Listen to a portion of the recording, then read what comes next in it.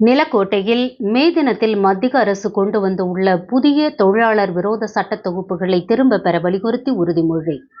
திண்டுக்கல் மாவட்டம் நிலக்கோட்டை பேரூராட்சி அலுவலக வளாகத்தில் மே 1 தொழிலாளர்கள் தினத்தை முன்னிட்டு நிலக்கோட்டை வட்டார வர்த்தக வியாபாரிகள் கூட்டமைப்பும், சைல்டு வாய்ஸ் அமைப்புசாரா தொழிலாளர்கள் நடைபாதை வியாபாரிகள் சங்கமும், குற்ற பழங்குடி அமைப்புசாரா தொழிலாளர்கள் நல கூட்டமைப்பும், PKF சமுதாய நல அமைப்பும் இணைந்து நிலக்கோட்டை பேரூராட்சியில் பணியாற்றும் தூய்மை காவலர்களுக்கு பணியை பாராட்டி பரிசுகளும், தொடர்ந்து சமூக சுகாதார பணியில் உள்ள இன்னல்கள் மற்றும் மத்திய அரசு தற்போது புதிதாக கொண்டு வந்துள்ள தொழிலாளர்கள் விரோத சட்டத்தை திரும்ப பெற வலியுறுத்தி உறுதிமொழி எடுத்துக் கொள்ளப்பட்டது.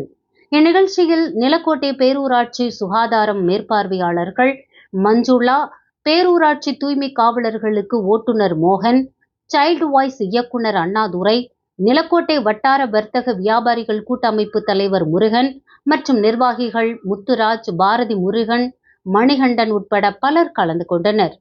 நியூஸ் 21 செய்திகளுக்காக நிலக்கோட்டை செய்தியாளர் ரமேஷ்.